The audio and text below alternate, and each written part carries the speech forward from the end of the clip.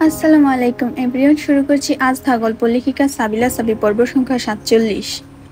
পুষ্পরাজ্য পাহাড়। পাহাড়ের মধ্যে একটি অত্যাধুনিক ল্যাব কনফারেন্স রুমে এক চাপা উত্তেজনা বিরাজ করছে। চারপাশের স্ক্রিনে বিভিন্ন ডেটা ভাসমান, মাঝে মাঝে রং পরিবর্তন করে সংকেত দিচ্ছে। টেবিলের চারপাশে জেসপার, থারিনিয়াস, আলবিরা এবং মিস্টার চেন সিং গভীর আলোচনায় মগ্ন।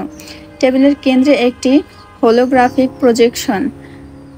এতে দেখা যাচ্ছে দক্ষিণ আমেরিকার অ্যামাজন বনাঞ্চলে একটি ত্রিমাত্রিক মানচিত্র। জেসপার তার লম্বা আঙুল দিয়ে একটি নির্দিষ্ট স্থানের দিকে ইঙ্গিত করে বলল, এই এলাকাটি হলো আমাদের পরবর্তী লক্ষ্য। এখানে ইথেরিয়াম অরব রয়েছে, যা আমাদের ভেনাসের প্রজেক্ট সম্পন্ন করার জন্য অত্যন্ত গুরুত্বপূর্ণ উপাদান। তবে সমস্যা হলো এটি শ্যাডো স্নাক নামে পরিচিত একটি অত্যন্ত বিপজ্জনক মনস্টার দ্বারা সুরক্ষিত। থারিনিয়াস তার চেয়ার ঠেলে পেছনে হেলান দিয়ে বলল, শ্যাডো স্নার্ক সহজ প্রতিপক্ষ নয়। আমি ভেনাসেও এমন একটি প্রাণীর মুখোমুখি হয়েছি। এটি কেবল ফিজিক্যাল অ্যাটাক করে না, এটি সাইকোলজিক্যাল ম্যানিপুলেশনেরও ক্ষমতা রাখে। সুতরাং আমাদের স্ট্র্যাটেজি হতে হবে অনেকটাই সুনিপুণ। মিস্টার চেন সিং, যিনি সবসময় তথ্য বিশ্লেষণে ব্যস্ত থাকেন, তার হালকা ধাতব কণ্ঠস্বর ভেসে এলো।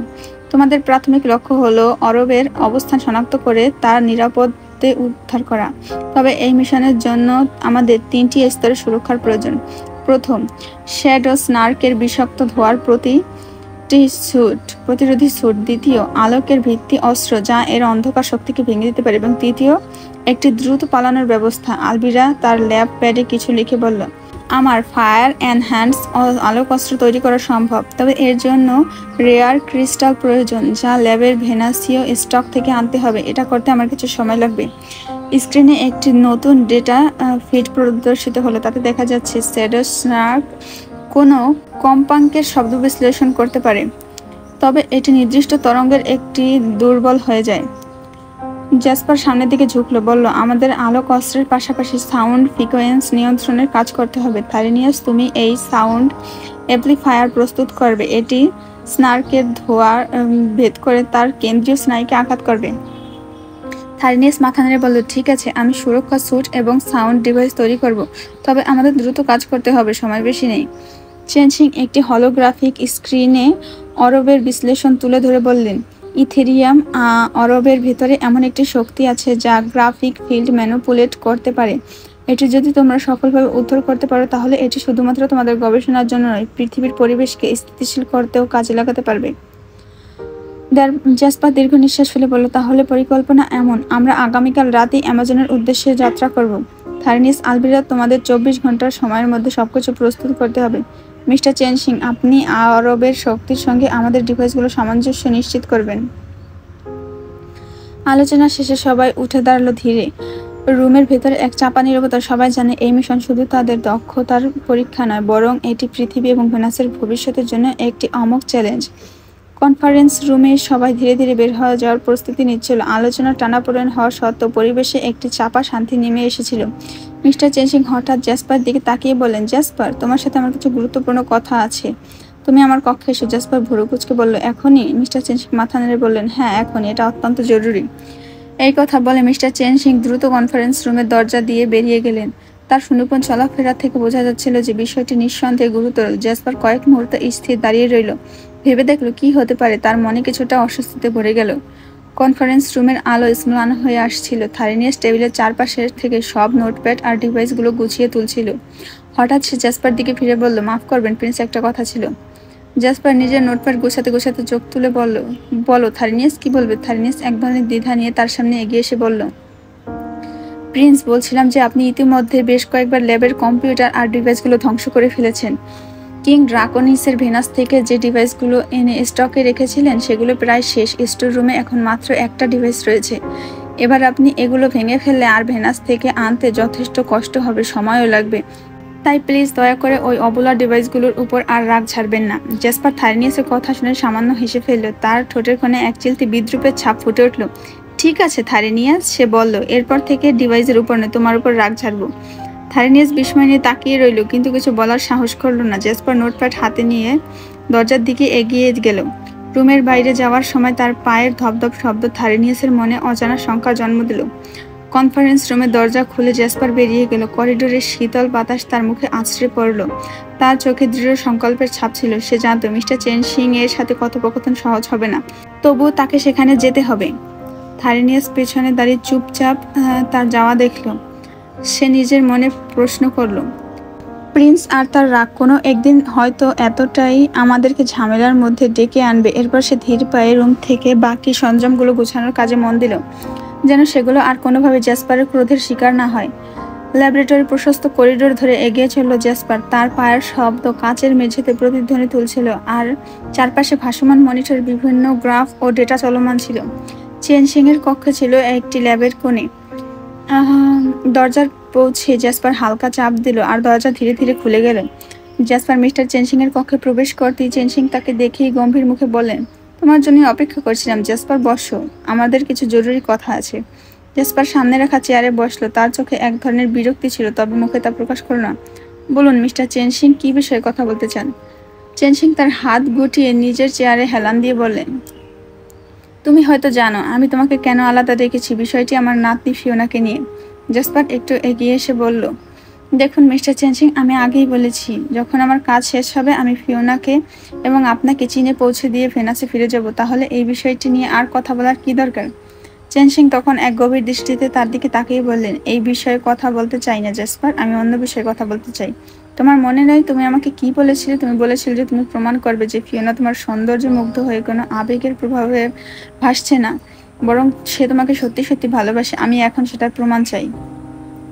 জ্যাসপার মুখ হঠাৎ করে কঠোর হয়ে উঠল। তার চোখে এক ধরনের আগ্রহ আর রাগ মিশ্রিত ছিল। আপনার বিশ্বাস নেই, তাই তো? সে ঠান্ডা স্বরে বলল, আপনি কি ভেবেছেন ফিওনা কেবল আমার সৌন্দর্যের ফাঁদে পড়ে আবেগের বসে আমার সাথে থাকছে? চেন সিং ঠান্ডা এবং গভীর কণ্ঠে বলে, আমি জানি না জ্যাসপার, আমি একজন বৈজ্ঞানিক, আমার কাজ হলো প্রমাণ খোঁজা। তুমি যদি বলো ফিওনা তোমাকে সত্যি ভালোবাসে, তাহলে প্রমাণ করো। যদি তুমি তা করতে পারো, তবে আমি আর কখনো তোমার আর ফিওনার সম্পর্ক নিয়ে প্রশ্ন তুলব না। জ্যাসপার গভীর এক মুহূর্তের জন্য ভাবলো, তারপর সে উঠে দাঁড়িয়ে বলল, ঠিক আছে, আমি প্রমাণ করব। তবে মনে রাখবেন মিস্টার চেন সিং, সেই প্রমাণের পর ফিওনার লাইফের সবকিছু আমার দায়িত্বে থাকবে। চেন সিং হালকা হেসে বললেন, আমি অপেক্ষা করব জ্যাসপার, দেখি তুমি কি প্রমাণ করতে পারো। জ্যাসপার কোনো কথা না বলে ঘুরে দাঁড়ালো। তার মনের ভেতরে এখন এক নতুন পরিকল্পনার বীজ অঙ্কুরিত হচ্ছিল।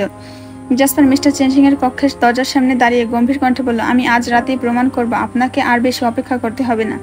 চেন সিং একটু ভুরু উঁচিয়ে বললেন, আজ রাতে? এত দ্রুত কিভাবে? জ্যাসপার তার স্বাভাবিক আত্মবিশ্বাসী ভঙ্গিতে উত্তর দিল, আপনার উত্তর পেতে খুব বেশি সময় লাগবে না, আমি এখনই যাচ্ছি। কিছুক্ষণ পরে থারিনিয়াসকে পাঠাবো, সে আপনাকে নিয়ে বের হয়ে আসবে। আমি তার আগে সবকিছু প্রস্তুতি সেরে ফেলবো। চেন সিং কিছু বলতে যাচ্ছিলেন, কিন্তু তার আগে জ্যাসপার দ্রুত ঘুরে দরজা খুলে বেরিয়ে গেল। তার পায়ের শব্দ কক্ষের বাইরে মিলিয়ে যাওয়ার পর চেন সিং নিঃশ্বাস ফেলে নিজের চেয়ারে হেলান দিলেন। তার চোখে মিশ্র অনুভূতির ছোঁয়া। দেখি ড্রাগন প্রিন্স জ্যাসপার, তোমার সাহস আর আত্মবিশ্বাস কতটা ঠিক। চেন সিং নিজেই নিজের সাথে বিড়বিড় করতে লাগলেন।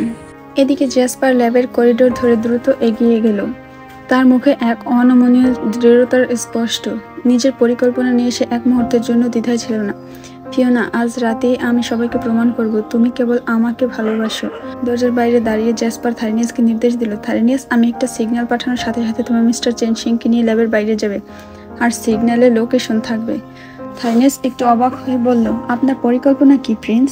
জ্যাসপার তার দিকে তাকিয়ে একটা ঠান্ডা হাসি দিল, তোমার জন্য সেই গল্প নয় থারিনিয়াস, শুধু আমার নির্দেশ পালন করো, দয়া করে আর কোনো প্রশ্ন করো না। থারিনিয়াস মাথা নাড়ল, আচ্ছা প্রিন্স, আপনার নির্দেশ অনুযায়ী কাজ করব, তবে আশা করছি আপনি আর কোনো ডিভাইস ভাঙবেন না।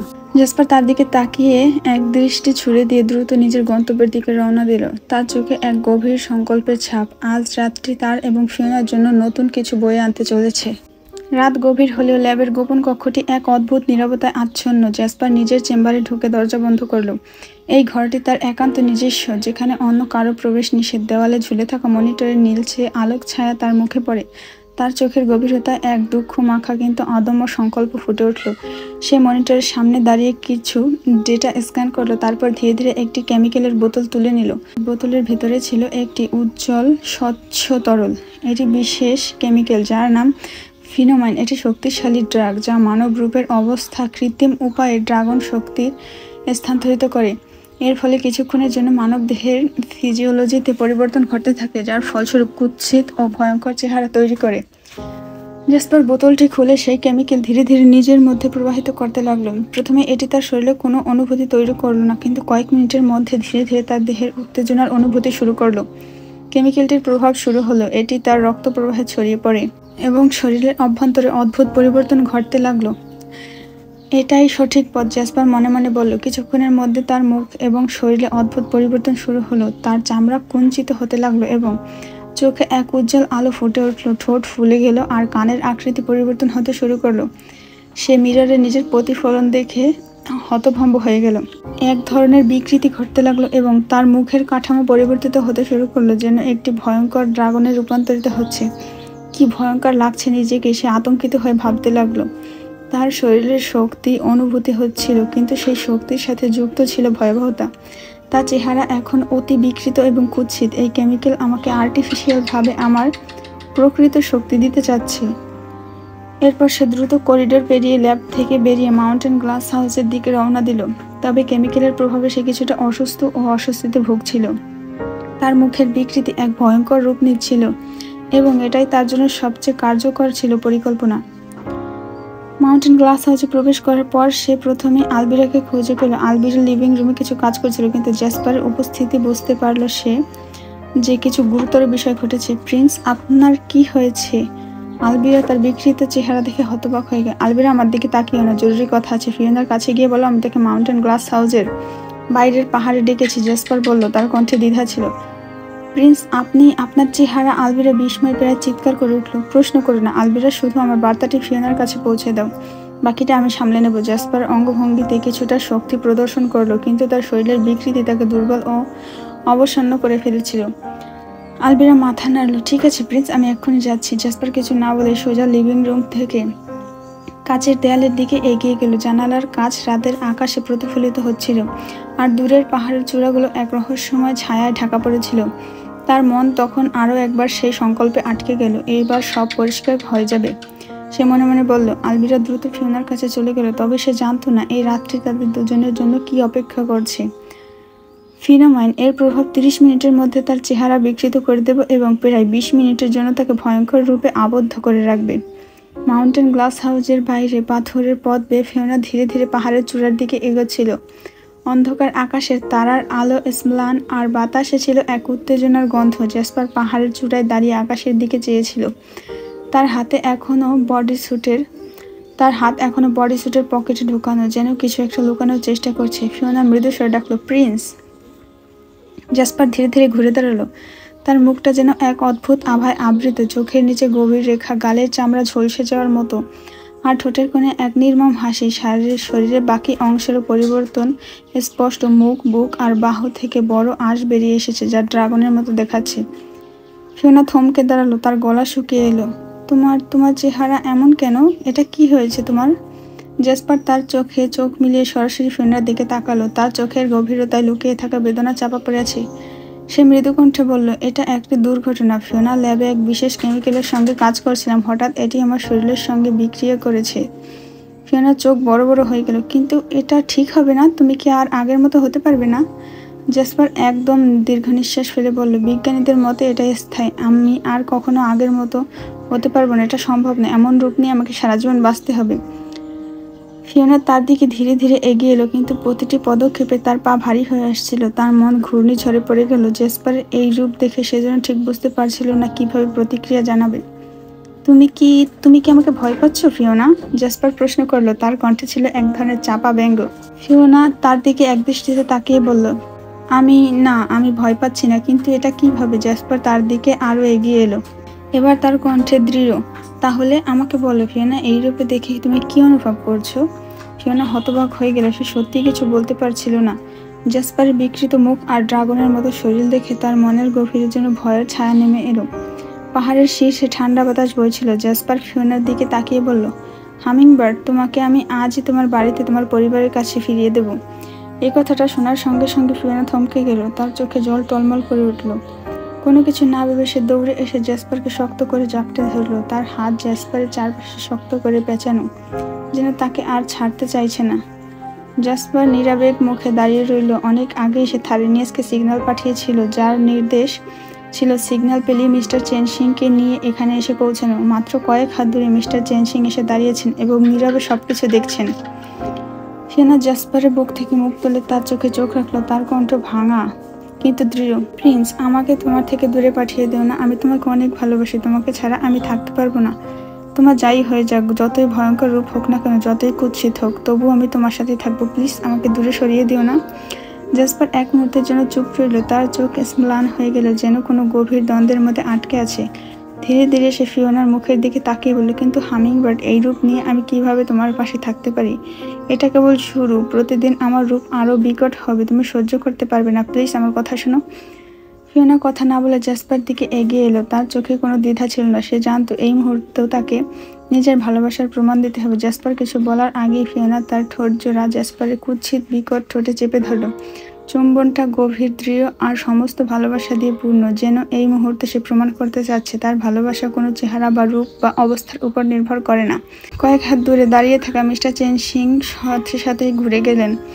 তার চোখে দৃশ্যটা ছিল যতটা অবিশ্বাস্য ততটাই আবেগপূর্ণ। তার বুকের ভেতর এক ধরনের ঝড় বয়ে গেল। তিনি জানলেন ফিওনার ভালোবাসা সত্যি নিঃস্বার্থ এবং শর্তহীন। জাসপার ধীরে ধীরে ফিওনার থেকে নিজেকে সরিয়ে নিল। তার চোখে এক ধরনের বিস্ময়। হামিংবার্ড, ফিওনা দ্রুত হেসে নিজের ঠোঁট আগলা করে বলল, তোমার যাই হোক, আমি তোমার সাথেই থাকবো। এটা কখনোই বদলাবে না। এটা বলে পুনরায় চুম্বন করলো জাসপার ঠোঁট জোড়ায়। দূরে দাঁড়িয়ে থেকে মিস্টার চেনসিং নিজের মনে মনে বললেন, এটা বোধহয় সত্যিকারের ভালোবাসা। এমন ভালোবাসা মানুষকে অপরাজয় করে তোলে। এই মুহূর্তে পাহাড়ের ঠান্ডা বাতাস আর তারার আলো যেন দুজনকে আশীর্বাদ করলো। ভালোবাসার পরীক্ষায় ফিওনা উত্তীর্ণ হয়েছে আর জাসপার বুঝলো তার জীবনে ভালোবাসার অর্থ কতটা গভীর। ফিওনা ধীরে ধীরে চুম্বন শেষ করে জাসপার দিকে তাকালো। সে অবাক হয়ে দেখলো জাসপারের বিকৃত চেহারা আর নেই। তার আগের সেই সুদর্শন সুপুরুষ রূপ ফিরে এসেছে। তার চামড়ার সমস্ত পোড়াদাগ উধাও, শরীরের ড্রাগন চিহ্নগুলোও মিলিয়ে গিয়েছে। প্রিন্স, তোমার মুখ শরীর সব ঠিক হয়ে গিয়েছে। ফিওনা বিস্ময়ে ফিসফিস করে বলল, এটা কিভাবে সম্ভব হলো? জাসপার হালকা হাসলো, সেই পরিচিত বাঁকা হাসি। তার ঠোঁটে এক ধরনের দুষ্টুমির ঝলক ফুটে উঠল। হামিংবার্ড, সে বলল, তার কণ্ঠ গভীর এবং কোমল, আমি তো ভুলেই গিয়েছিলাম তোমার মধ্যে আমার জন্য তৈরি বায়োকেমিক্যাল মেডিসিন আছে। তোমার ভালোবাসার স্পর্শ আর সেই চুমু আমাকে সুস্থ করে দিল। ফিওনা অবাক হয়ে জাসপারের কথা শুনল। তার মুখে লজ্জার একটি মৃদু ছাপ ফুটে উঠল। তাহলে আমার চুমুই তোমাকে আবার ঠিক করলো? জাসপার হেসে বলল, ঠিক তাই। তুমি জানো না হামিংবার্ড, তুমি শুধু আমার ভালোবাসা না, আমার জীবনও। তোমার একটুখানি স্পর্শে আমি নতুন করে বাঁচি। এই কথা বলে জাসপার ফিওনাকে শক্ত করে জড়িয়ে ধরে নিজের বাহুতে। তার মুখ ফিওনার ঘাড়ে গুজে দিয়ে ভারী নিঃশ্বাস নিল। তার গলার গভীর ধ্বনি যেন ফিওনার শরীরে শিহরণ জাগিয়ে তুলল। ফিওনা স্থির দাঁড়িয়ে রইল। তার হৃদয় তুমুলভাবে ধুকপুক করছিল। জাসপারের উষ্ণতা, তার আলিঙ্গন শক্তি সবকিছু যেন তাকে আরো বেশি করে জাসপারের প্রতি আকৃষ্ট করছিল। পাহাড়ের চূড়ায় দাঁড়িয়ে থাকা এই দুজন যেন পৃথিবী থেকে আলাদা একটি জগতে চলে গেছে। ঠান্ডা বাতাসে তাদের ভালোবাসা মিলেমিশে একাকার হয়ে গেল। দূরের তারার আলো তাদের এই মুহূর্তটাকে আরো রোমাঞ্চকর করে তুলল। জাসপার ধীরে ধীরে ফিসফিস করে বলল, তোমার ভালোবাসা আমাকে শুধু সুস্থ করে দেয়নি হামিংবার্ড, আমাকে অজয় করে দিয়েছে। ফিওনার ঠোঁটে মৃদু হাসি ফুটে উঠল। তার চোখে ভালোবাসার এক গভীর ছায়া। তোমার সাথে থাকাটাই আমার জীবনের সবচেয়ে বড় সুখ প্রিন্স। জাসপার মনে মনে বলল, তুমি আমার ভালোবাসার পরীক্ষায় বিজয়ী হয়েছ, আর আমি তোমার জন্য আমার প্রাণটাও দিয়ে দেব নির্দ্বিধায়। এই ভাবনায় তার হৃদয়ে একটি নতুন অনুভূতি জেগে উঠল। ফিওনার প্রতি তার ভালোবাসা এত গভীর হয়েছে যে তার জন্য নিজের জীবন উৎসর্গ করতেও সে প্রস্তুত। সে জানত ফিওনা শুধু তার প্রেমিকা নয়, তার জীবনের একমাত্র আলো, যাকে ছাড়া তার অস্তিত্ব অসম্পূর্ণ। জাসপার কিছুক্ষণ ফিওনাকে আঁকড়ে ধরে থাকলো। মনে মনে ভেবে চলল, আমি যতদিন বেঁচে থাকবো তোমাকে কখনো দূরে যেতে দেব না। তুমি আমার জন্য যে ভালোবাসা দেখিয়েছো, সেই ভালোবাসা আর তোমাকে আমি চিরকাল রক্ষা করব।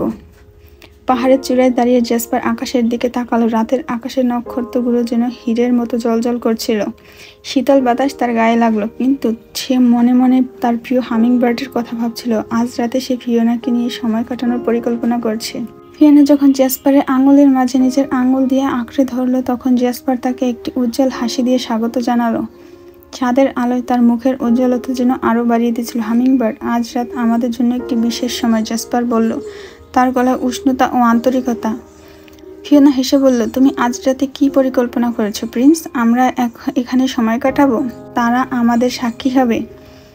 জাসপার বলল, আর আমি তোমাকে জানাতে চাই যে তুমি আমার জন্য কতটা বিশেষ। এই রাতটা আমাদের। ফিওনার চোখে উজ্জ্বলতা ফুটে উঠল। সে বুঝতে পারছিল জ্যাসপার আজ রাতে তার হৃদয়ের আরো অজানা কথা বলার জন্য প্রস্তুত। পাহাড়ের শীর্ষে তারা দুজন একত্রে বসে থাকা রাতের পরিবেশের জন্য এক রোমাঞ্চকর স্বপ্নের মতো লাগছিল।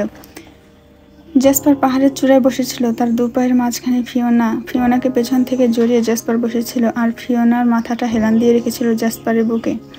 রাতের নিস্তব্ধতায় চারপাশে শুধু তাদের কণ্ঠস্বরের মৃদু ধ্বনি। তারা অনেক গল্প করছে, হাসি ঠাট্টা করছে, আর সময়ের গতি কোনো অনুভূতি পায়নি। হঠাৎ ফিওনা এক আকর্ষণীয় প্রশ্ন করে বসল, আচ্ছা প্রিন্স, তুমি কি এই প্রথম পৃথিবীতে এসেছো নাকি এর আগেও এসেছিলে? জ্যাসপার কিছুক্ষণ চুপ থেকে বলল, না, এটা নিয়ে আমি দ্বিতীয়বার। প্রথমবার যখন এসেছিলাম তখন 10 বছর আগে একবার এসেছিলাম। ফিওনা কৌতূহলী হয়ে জিজ্ঞেস করলো, তুমি তখন কি দেখতে পেয়েছিলে? কেমন ছিল সেই অভিজ্ঞতা? জ্যাসপার একটু হাসলো। সেই সময় পৃথিবীকে দেখার দৃষ্টিকোণ ছিল ভিন্ন। আমি এই প্রকৃতির সৌন্দর্য, মানুষের হাসি আর তাদের সাংস্কৃতিক বৈচিত্র্যকে নতুনভাবে উপলব্ধি করেছিলাম। তবে তখন আমি কিছুটা ভয় পেয়ে গিয়েছিলাম, কারণ আমার মধ্যে ছিল এক অদ্ভুত অনুভূতি, কিছু একটা রয়েছে যা আমাকে এখানে আসতে বাধ্য করেছিল। ফিওনা তার কথায় গভীর মনোযোগ দিল।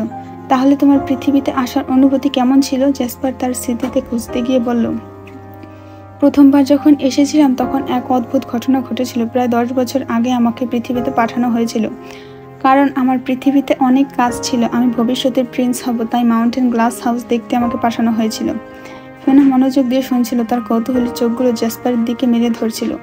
আমি রওনা দিয়েছিলাম ভেনাস থেকে। জ্যাসপার এগিয়ে বলল, সোজা চীনের বেইজিংয়ে ল্যান্ড করেছিলাম। সেদিন মেবি ওই এলাকায় ড্রাগন উৎসব ছিল। চারপাশের উজ্জ্বল আলোকিত পতাকা, উৎসবের গান আর মানুষের উল্লাস।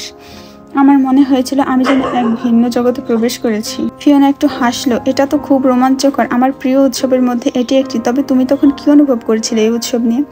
জ্যাসপার জবাব দেওয়ার পূর্বে ফিওনা হঠাৎ কিভাবে চমকে উঠল আর বিস্ময় বলল, 1 মিনিট, তুমি কি বললে? 10 বছর আগে ড্রাগন উৎসবে তুমি এসেছিলে? তার মানে আমি যে 2বার ওই সবুজ আলোক রশ্মি দেখেছিলাম সেটা তুমি ছিলে? জ্যাসপার মুহূর্তের জন্য থমকে গেল, তার চোখগুলো বিস্ময়ে চমকিত। কি বলছো তুমি? সবুজ আলোক রশ্মি দেখেছো? কিন্তু কিভাবে? ড্রাগনরা যখন পৃথিবীর কোনো মানুষের উপস্থিতিতে ল্যান্ড করে তখন আমরা আমাদের আসল রূপ লুকিয়ে রাখি। আলোক রশ্মিতে দেখা কোনো মানুষের পক্ষে সম্ভব নয়। ফিওনা কিছুক্ষণ চুপ থেকে বলল, কিন্তু আমি তো দেখেছি। তুমি এবারের ড্রাগন উৎসবে যখন পৃথিবীতে এসেছিলে তখন আমি দেখেছি ওই সবুজ আলোক রশ্মি। সেই মুহূর্তে আমাকে এক অদ্ভুত অনুভূতি দিয়েছে। এটা অসম্ভব, জ্যাসপার বলল। তার কৌতূহল আরও বাড়তে লাগলো। তবে যদি তুমি সত্যি ওই আলোক রশ্মি দেখে থাকো তাহলে এর মানে কি? হয়তো তোমার মধ্যে কিছু বিশেষ ক্ষমতা রয়েছে যা অন্যদের থেকে তোমাকে আলাদা করেছে। বিশেষ ক্ষমতা? ফিওনা একটু চিন্তিত হয়ে জিজ্ঞেস করলো, আমি তো একজন সাধারণ মানুষ। তুমি সাধারণ নও হামিংবার্ড, জ্যাসপার বলল। তুমি বিশেষ। তোমার মধ্যে এমন কিছু রয়েছে যা হয়তো তুমি জানো না। ড্রাগনদের সঙ্গে তোমার এই সংযোগের কারণেই তুমি সেই আলোক রশ্মি দেখতে পেয়েছো। ফিওনার মন কিছুটা গুঞ্জন হলো। তাহলে তুমি কি বলতে চাচ্ছ, যে আমার মধ্যে কোনো যোগসূত্র রয়েছে? হয়তো আমার ভেতরেও বিশেষ কিছু লুকিয়ে আছে। জ্যাসপার তার চোখে গভীরতা আনলো। হতে পারে। তুমি যেহেতু সেই আলোক রশ্মি দেখেছো, তাহলে তোমার সঙ্গে আমার সংযোগ আরও গভীর। রাতের পাহাড়ি বাতাসে শীতলতার পরশ মাউন্টেন গ্লাস হাউসের চারিদিকের দেওয়ালের পাশ ঘেঁষে দাঁড়িয়েছিল জ্যাসপার। তার চোখে এক ধরনের অবর্ণনীয় দৃষ্টি, যেন অনেক দূরের কোনো স্মৃতি তার মনকে জড়িয়ে ধরেছে। ফিওনা নীরবে তার মুখের দিকে তাকিয়েছিল। হঠাৎ জ্যাসপার গভীরভাবে শ্বাস নিল। তার কণ্ঠে এক ধরনের ভার অনুভূতি হলো। তোমাকে একটা কথা বলিনি হামিংবার্ড। যখন প্রথমবার পৃথিবীতে এসেছিলাম একটা অদ্ভুত ভয়াবহ ঘটনা ঘটেছিল। ফিওনার কপালে ভাঁজ পড়ল। কি ঘটনা প্রিন্স? জ্যাসপার একটু পেছনে হেলান দিয়ে স্মৃতির গভীরে ডুব দিল। সেদিন বেইজিংয়ের আকাশে আলোক রশ্মি হয়ে পৃথিবীতে অবতরণ করেছিলাম, কিন্তু হঠাৎ এক ভয়ানক দৃশ্য দেখলাম। সেই মুহূর্তে ফিওনা থেমে তার দিকে তাকালো। একটি কালো গাড়ি দ্রুতগামী হাওয়ে থেকে খাদে পড়ে গেল। আমার চোখের সামনে সবকিছু ঘটলো। গভীর খাদে পড়ে চূর্ণ বিচূর্ণ হয়ে গেল গাড়িটি। ফিওনা চোখ বিস্ময় বড় করে বলল, তারপর? আমি দেখলাম খাদ থেকে কয়েক ফুট উপরে একটা গাছে একটা মেয়ে ঝুলছিল। তার বেঁচে থাকার সম্ভাবনা ছিল ক্ষীণ। হঠাৎ ডালটা ভেঙে পড়তে শুরু করলো। মেয়েটি খাদের দিকে গড়িয়ে পড়তে লাগলো। জ্যাসপার গলায় চাপা আবেগ সুর ভেসে এলো। জানি না কেন, কিন্তু আমি আর দাঁড়িয়ে থাকতে পারিনি। কিছু একটা আমাকে বলছিল, তাকে বাঁচাও। ফিওনা বিস্ময় হয়ে শুনছিল। তাহলে তুমি কি তাকে বাঁচিয়েছিলে? জ্যাসপার মাথা হেঁট করে বলল, হ্যাঁ, আমি ড্রাগনের রূপ ধারণ করেছিলাম। তাকে আমার ডানায় দিয়ে আটকে এক ঢালু জায়গায় নামিয়ে দিলাম। সে অজ্ঞান হয়ে পড়েছিল। রক্তাক্ত অবস্থায় আমি কিছুক্ষণের জন্য অপেক্ষা করলাম, কিন্তু কোনো সাড়া পাচ্ছিলাম না। তখন তাকে মুখ দিয়ে অক্সিজেন দিলাম। কয়েক মুহূর্ত পর সে একটু সাড়া দিল। ফিওনার চোখে অশ্রুর আভা দেখা দিল। তুমি নিজের জীবনের ঝুঁকি নিয়ে তাকে বাঁচিয়েছিলে, কিন্তু তারপর কি হলো? হঠাৎ চারিদিক থেকে এক প্রকার মানুষের কোলাহল শুরু হলো। তারা দ্রুত অ্যাক্সিডেন্টের বিষয়ে কথা বলছিল। তারা আমাকে দেখার আগে দ্রুত সরে যেতে হলো। মেয়েটিকে রেখে আমি অদৃশ্য হয়ে গেলাম। ফিওনা একটু থেমে বলল, তুমি কি জানো সে সময় সেই মেয়ে বেঁচে আছিল কিনা? জ্যাসপার দীর্ঘশ্বাস ফেলল। জানি না, শুধু জানি সেদিন আমার প্রথমবার নিজের ক্ষমতার সঙ্গে মানবিক আবেগের মিল দেখেছিলাম। হয়তো সে মেয়েও জানে না যে তার জীবনের পেছনে একজন ড্রাগন ছিল। রাতের আকাশের তারাগুলো যেন নীরব সাক্ষী ছিল। ফিওনা মাউন্টেন গ্লাস হাউসের বাইরে পাহাড়ের আরামদায়ক দোলনায় বসেছিল, আর তার পাশেই দাঁড়িয়ে ছিল জ্যাসপার। জ্যাসপারের চোখে দূরের শূন্যতা যেন সেই স্মৃতির মায়াজালে আটকে গেছে। ফিওনা ধীরে ধীরে বলল, তুমি বলছিলে সেই মেয়েটার কথা যে গাড়ি দুর্ঘটনায় আহত হয়েছিল, তার পোশাক কেমন ছিল মনে আছে? জ্যাসপার একটু ভুরু কুঁচকালো, স্মৃতির গভীরে ডুব দিল। মনে হয় লাল আর সাদা রঙের কোনো ড্রেস ছিল। তবে এতটুকু মনে আছে, তার ড্রেসে রক্ত লেগেছিল আর তার মুখ খুবই কষ্টকর দেখাচ্ছিল, যেন মৃত্যু খুব কাছে পৌঁছে গিয়েছিল। আর বয়স আনুমানিক 8-9 হবে। ফিওনার গলা শুকিয়ে গেল। তার মনে যেন এক ঝড় উঠল। মেয়েটিকে মারাত্মকভাবে আহত ছিল? তোমাকে দেখেনি? জ্যাসপার চেহারা গভীর হয়ে এলো। হ্যাঁ, হামিংবার্ড, তার অবস্থা খুব শোচনীয় ছিল। চোখ খুলে কাউকে দেখার মতন অবস্থা ছিল না তার। তার মাথায় আঘাত লেগেছিল, শরীরের রক্ত ঝরছিল। আমি যত দ্রুত সম্ভব তাকে বাঁচানোর চেষ্টা করছিলাম, কিন্তু তারপর কি হলো আমি জানি না। সেদিন আমার ক্ষমতা সীমিত ছিল, আর মানুষের দুনিয়ায় আমি নবাগত। আমি কেবল তখন এতটুকু বুঝেছিলাম, জীবন বাঁচানোই সবচেয়ে গুরুত্বপূর্ণ। ফিওনার গলায় যেন কাঁপন এসে গেল। তুমি তাকে রক্ষা করলে, কিন্তু তারপর তুমি কখনো জানতে চাওনি সে কিভাবে আছে, কোথায় আছে? জ্যাসপার দীর্ঘশ্বাস ফেলল। না, জানতে পারিনি। আমার সামর্থ্য তখন ছিল সীমিত। আমি কেবল তাকে নিরাপদ জায়গায় রেখে চলে আসতে বাধ্য হয়েছিলাম। ফিওনা ধীরে ধীরে জ্যাসপার দিকে ঘুরল। তার চোখ ভেজা, আর জ্যাসপার সেদিকে তাকিয়ে স্তব্ধ হয়ে গেল। হামিংবার্ড, তুমি কাঁদছো কেন? জ্যাসপার প্রশ্ন করল, তার গভীর কণ্ঠে উদ্বেগ স্পষ্ট। ফিওনা কোনো উত্তর দিল না। সে হঠাৎ জ্যাসপারকে শক্ত করে জড়িয়ে ধরল এবং তার কাঁধে মুখ লুকিয়ে অঝরে কাঁদতে শুরু করলো। জ্যাসপার পুরোপুরি হতভম্ব। সে ধীরে ধীরে তার গাল দুটো ধরে ফিওনার মুখের সামনে তার দিকে তুলে ধরল। হামিংবার্ড, কি হয়েছে? কাঁদছো কেন? আমি কি কিছু ভুল করেছি? তার কণ্ঠে অপরাধবোধ ফুটে উঠল। তারপর হঠাৎ যেন একটা ভিন্ন ধারণা মাথায় এলো। ও, তুমি কি জেলাস হচ্ছ? আমি ওই মেয়েটাকে মুখে মুখ লাগিয়ে অক্সিজেন দিয়েছিলাম এটা শুনে? ফিওনা তার কথা আরো জোরে কেঁদে উঠল। জ্যাসপার তৎক্ষণাৎ আত্মসমর্পণে ব্যস্ত হয়ে পড়ল। আরে, সে তো একটা বাচ্চা মেয়ে ছিল। আমি যদি অক্সিজেন না দিতাম সে মারা যেত, কিন্তু হয়তো আমি সেদিন পুরোপুরি তাকে রক্ষা করতে পারিনি। ফিওনার তার কান্না সামলে বলল, প্রিন্স, তোমার মনে আছে আমি তোমাকে একবার বলেছিলাম আমার বাবা মা অ্যাক্সিডেন্টে মারা গেছে আর আমি অলৌকিকভাবে বেঁচে গিয়েছিলাম? জ্যাসপার ধীরে মাথা নাড়ল। হ্যাঁ, মনে আছে, কিন্তু তার সাথে এর কি সম্পর্ক?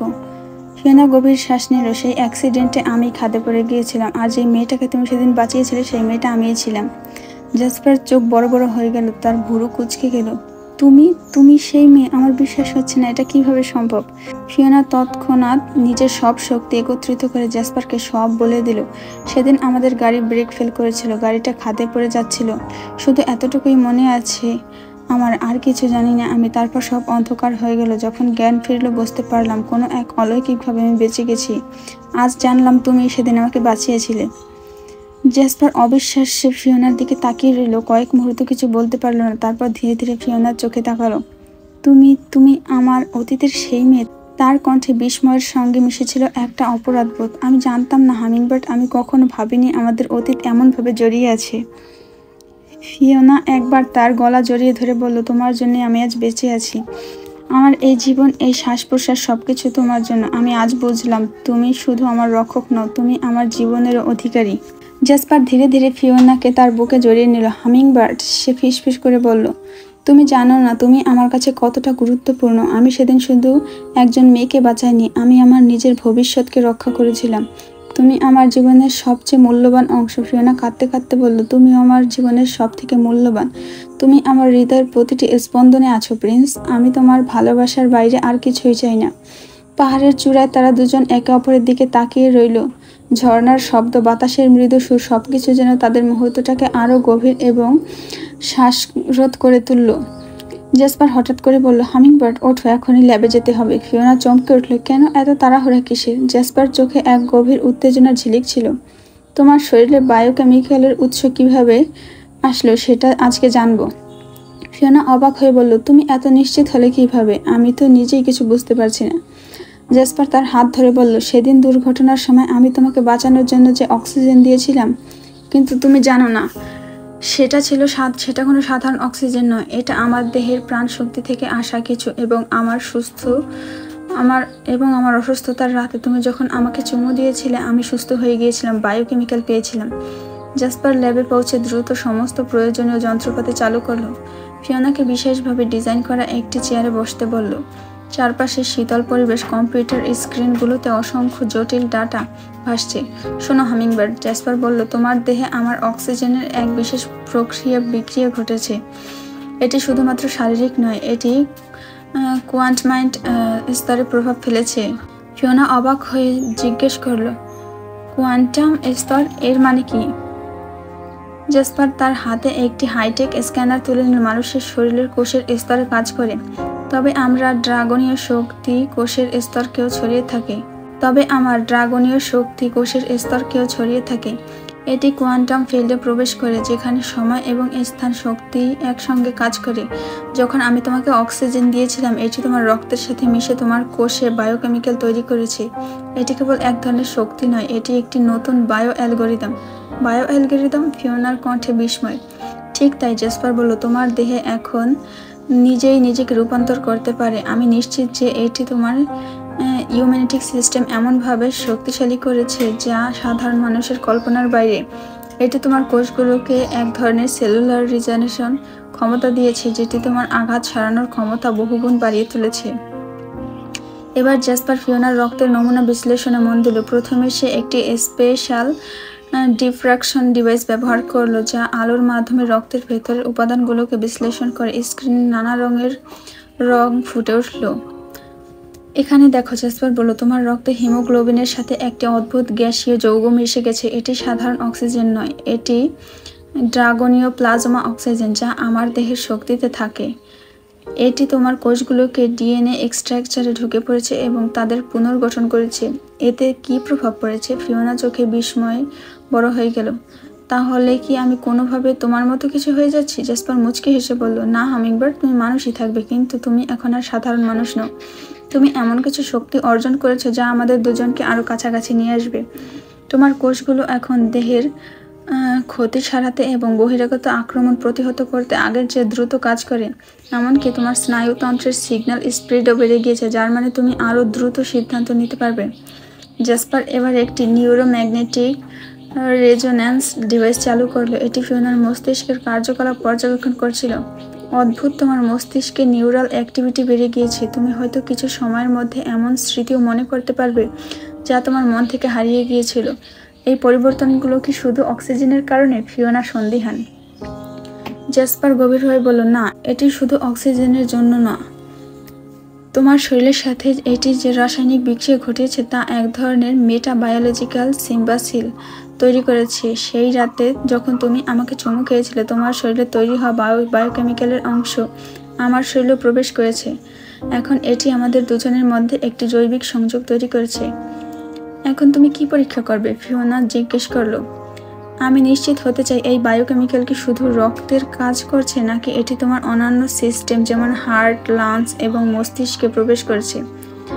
জেসপার এবার একটি বায়ো ইলেকট্রোম্যাগনেটিক সেন্সর ব্যবহার করলো, যা পুরো দেহের শক্তির মাত্রা নির্ধারণ করে। স্ক্রিনে ফিওনার দেহের শক্তি গ্রাফিক দেখা যাচ্ছিল। দেখো, জেসপার বলল, তোমার শরীরে একটি নতুন ধরনের বৈদ্যুতিক তরঙ্গ তৈরি করেছে। এটি কেবল জীবনের জন্য নয়, বরং এটি এক ধরনের প্রতিরক্ষামূলক ঢাল তৈরি করতে পারে। আমার মনে হচ্ছে তুমি এটা নিয়ে খুব বেশি উত্তেজিত, ফিওনা বলল। ল্যাবের আলো মৃদু ঝলমল করছে। বাইরের পাহাড়ি বাতাস কাচের দেয়ালে ধাক্কা খেয়ে এক অনন্য সুর সৃষ্টি করছে। জেসপার ধীর পায়ে ফিওনার দিকে এগিয়ে এলো। জেসপার ফিওনার কপালে কোমলভাবে চুমু দিয়ে বলল, এই জন্যই হামিংবার্ড, আমি যখন অসুস্থ হয়েছিলাম তোমার চুমুর মধ্যে বায়োকেমিক্যাল পেয়ে গিয়েছিলাম, কারণ আমি তো তোমাকে প্রথম অক্সিজেন দিয়েছি, আর সেখান থেকে আমার জন্য তোমার শরীরে আমার অ্যান্টিবায়োটিক তৈরি হয়েছে, মানে বায়োকেমিক্যাল। আমি ভাবতেই পারিনি তুমি হিউম্যান হয়েও আমাকে কিভাবে বায়োকেমিক্যাল দিতে পারলে, এবার বুঝতে পেরেছি। সে ফিওনাকে আরো গভীরভাবে চুমু দিতে লাগলো। তার অনুভূতি যেন পাগল হয়ে গিয়েছে। এই যেভাবে তোমাকে বাঁচালাম, তারপর অক্সিজেন দেওয়া, আবার 10 বছর পর তোমার কাছে আসা, সবকিছু মিলে এটি যেন মহাবিশ্বের পরিকল্পনা। তোমার শরীরে বায়োকেমিক্যাল পাওয়ার মাধ্যমে আমার লাভ ফাংশন অ্যাক্টিভ হওয়া, এই সব কিছুই ডেস্টিনি। হামিংবার্ড এই ইউনিভার্সের ডেস্টিনি। এই ডেস্টিনি কোনো এক কারণে আমাদের মিলিয়ে দিয়েছে। ফিওনার হৃদয় বিগড়ে গেল। সে অনুভব করলো যে তাদের মধ্যে যে গভীর সম্পর্ক তৈরি হচ্ছে তা শুধুমাত্র প্রণয় নয়, এটি যেন এক শ্বাসতন্ত্র বন্ধন, যা তাদের অতীত, বর্তমান এবং ভবিষ্যৎকে এক সূত্রে গেঁথে দিয়েছে। ডেস্টিনি? ফিওনা মৃদু হাসল। তাহলে আমাদের এই মিলন কি সত্যি অনিবার্য ছিল? হ্যাঁ, আমি বিশ্বাস করি সবকিছু আগে থেকে নির্ধারিত ছিল, জেসপার বলল, তার চোখে গভীর তীব্রতা। আমরা হয়তো ভিন্ন জগতে থেকেছি, কিন্তু আমাদের পথ যেন সবসময় একে অপরের দিকে এগিয়ে এসেছে। পাহাড়ের নির্জন প্রান্তরে যেখানে বাতাস থমকে থাকে, সেই প্রান্তে ল্যাবের সাদা আলো, যেখানে বিজ্ঞান আর আবেগের মিশ্রণ ঘটেছে। জেসপার ফিওনার দিকে ঝুঁকে এলো। তার চোখের গভীরতায় যেন অন্ধকারের মাঝে এক উজ্জ্বল নক্ষত্রের আলো জ্বলজ্বল করছিল। ফিওনার শ্বাস আটকে গেল, যেন সময় থেমে গেছে। জেসপার ধীরে ধীরে তার হাত ফিওনার কোমরে রাখল, মৃদু কিন্তু শক্তিশালী একই ভঙ্গিতে। সেই স্পর্শে ফিওনার শরীরে যেন বিদ্যুতের মতো এক ঝাঁকুনি ছড়িয়ে পড়ল। তার চোখের গভীরতা এমন কিছু ছিল যা তাকে ভেঙে ফেলল, আবার নতুন করে গড়ে তুলল। এবার আরও একটা কাজ বাকি, তোমাকে গভীরভাবে আদর করার জন্য উপায় খুঁজে বের করতে হবে। হামিংবার্ড জেসপার ফিসফিস করে বলল, তার কণ্ঠে যেন পাহাড়ি ঝর্ণার মতো এক মিষ্টি সুর। তোমার কাছাকাছি থাকা, তোমার এই শ্বাসের স্পন্দন, সবকিছু যেন আমাকে এক অন্য জগতে নিয়ে যায়। আমি নিজেকে আর নিয়ন্ত্রণ করতে পারছি না, তুমি আমাকে পাগল করে তুলেছ। জেসপার ফিওনার শরীরের প্রতি এলোমেলো হাত বোলাতে লাগলো। ফিওনার কোমরের সংস্পর্শে তার স্পর্শ এক নতুন শিহরণ তৈরি হলো। ফিওনা কিছুটা বেসামাল হয়ে পড়লো, যেন সে নিজেকে হারাতে শুরু করেছে। জেসপারের কাঁধের শার্ট খামচে ধরলো, আর তার হৃদয়ের প্রতিটি ধাক্কা তার অনুভূতি যেন আরো তীব্র হয়ে উঠছিল। কিভাবে উপায় বের করবে? সে মৃদু স্বরে জিজ্ঞেস করলো, তার গলার সুরে এক শিহরণ। জেসপার তার ঠোঁট ফিওনার ঠোঁটের মাঝে ডুবিয়ে দিল। দুই হৃদয়ের মিলনে যেন ল্যাবের আলো জ্বলজ্বল করছিল। ঠোঁটের স্পর্শে সময় থেমে গেল। সে অনুভব করলো যে তার শরীরের প্রতিটি কণা যেন জেসপারের স্পর্শে সাড়া দিচ্ছে।